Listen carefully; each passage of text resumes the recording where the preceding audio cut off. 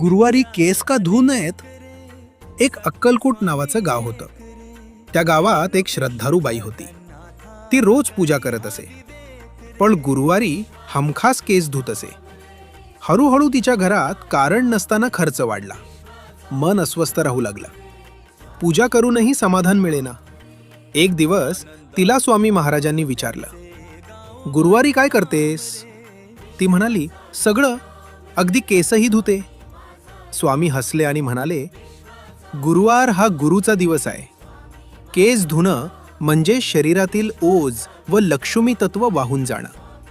त्या दिवसापासून तिनं गुरुवारी केस धुणं थांबवलं.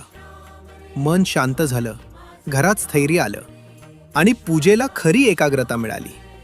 स्वामी महाराज म्हणतात, श्रद्धा अंध नसते, ती अनुभवातून येते.